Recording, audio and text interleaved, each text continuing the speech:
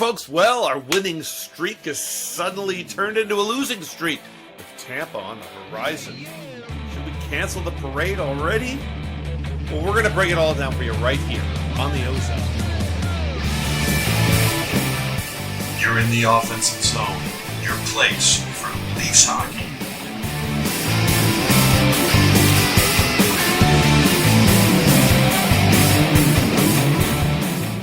Hey folks, welcome to the OZone. That's Coach, that's Katie, and I'm the Diva. We're here to talk all things Leafs. Listen, I'm coming to you from the OZone HQ in the T-Dot. Coach, looks like you're on the road. Where are you? Yeah, hey, fellas, I'm in Denver tonight. Kyle Dubas gave me an assignment. I came here to scout Dryden Hunt. Oh, nice. KD, you've been holding down the fort. How's the carb loading going on over there? Yeah, as I say on the damn fourth, gripping and ripping. That's what we got going. Yeah. Beautiful. Listen, folks, before we get started, you know the drill. Subscribe, like, share it with your friends. Leave a comment. That's the most important thing.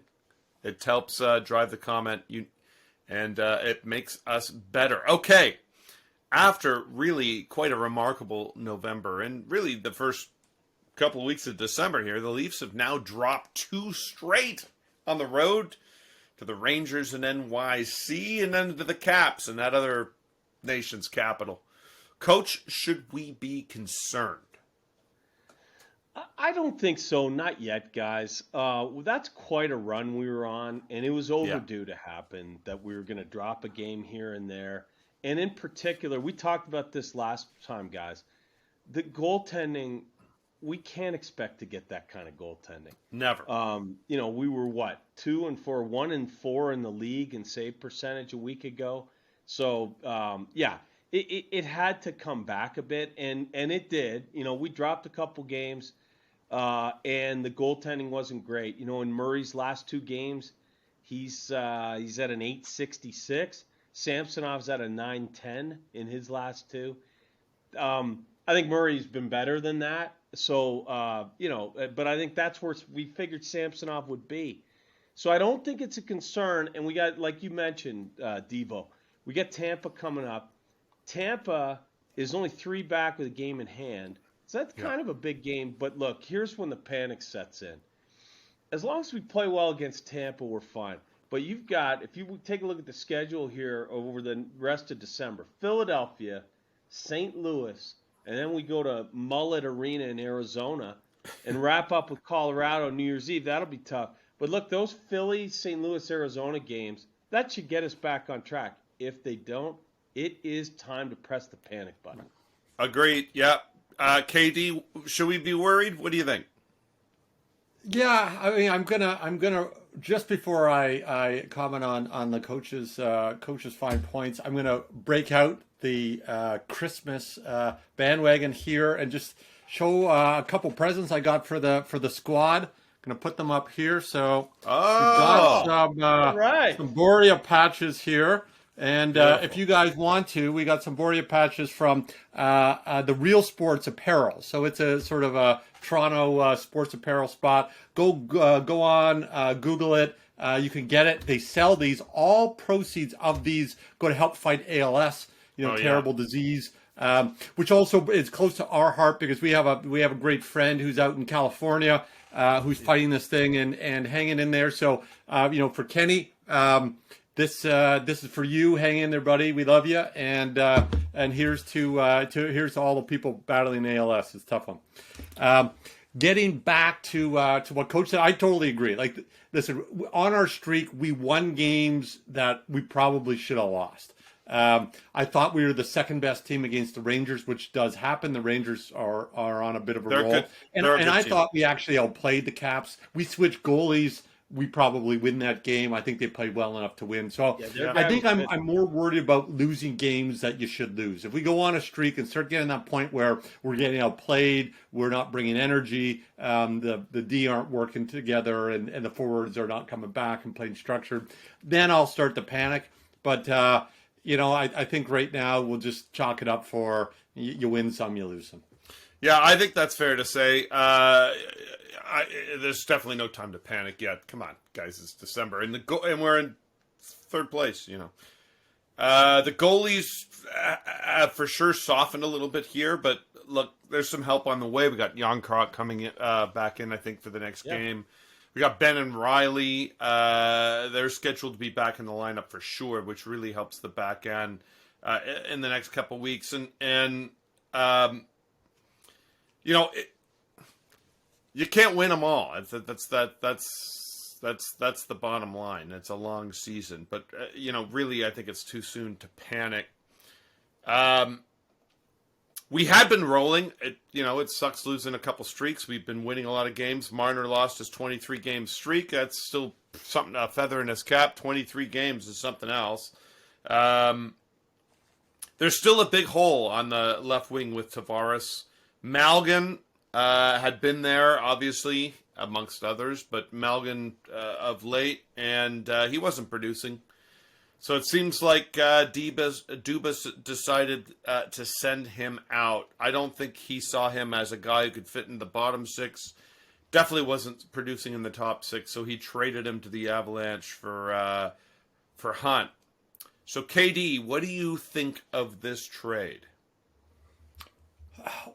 Much ado about nothing, I guess. I like the player coming back probably better. I'll also get you going to YouTube and go Hunt and Nosek and see what he did this year against Boston. He ran over Pasternak and then beat the hell out of Nosek. So he's certainly bringing a couple things that the team needs.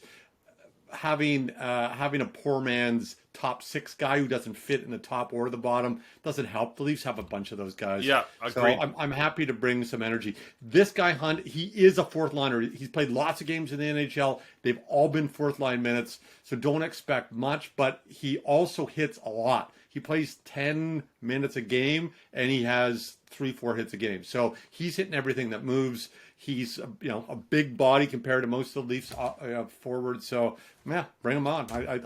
I like him.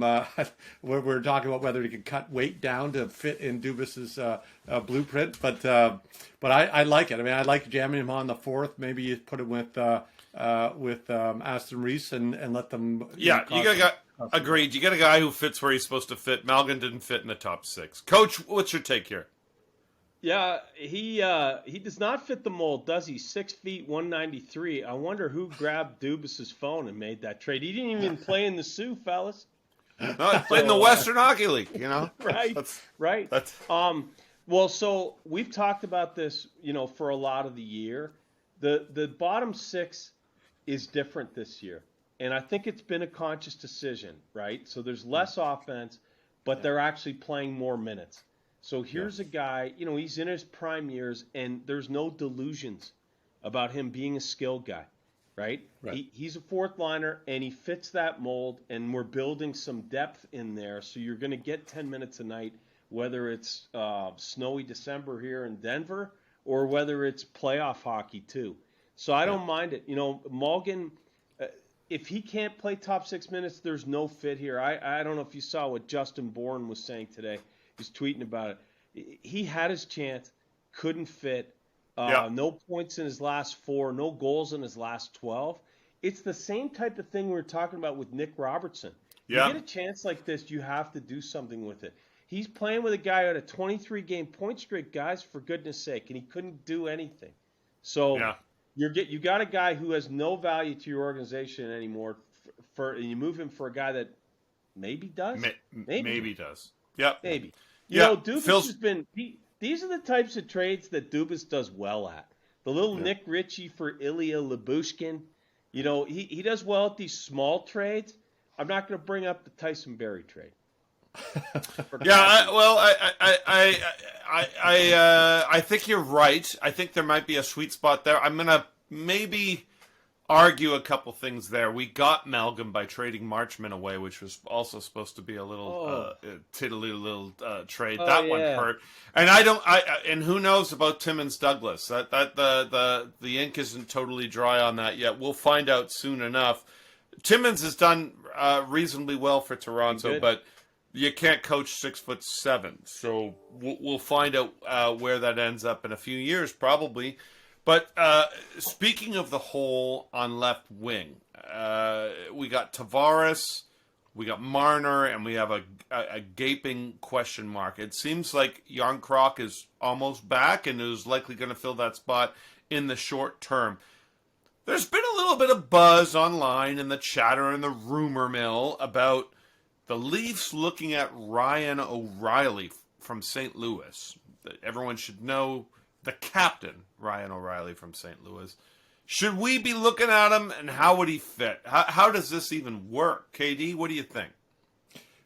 I mean, I don't think there's a fit unless you want to move Tavares to the wing. I mean, if there was a Team Canada this year, O'Reilly would be the third line center on a team with the greatest offensive forwards ever.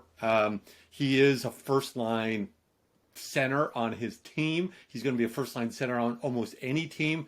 You know, unless he's playing second line in that top six and making Tavares and Marner better, I don't see them doing it, and I just don't see how St. Louis is giving. St. Louis is a point out of a playoff spot. Yeah, you know, he is the guy who's going to help get them there. I don't see them moving him in the first place. If they do, I'd love to have him, but he's got to be in your top six. It has to be.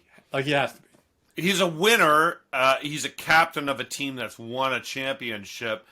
And there are only a few games out. Let's remember the team that won that championship was something like 14 games out to start December that year, and right. So they're not exactly a team that's ready to cut bait that quick. I wouldn't think.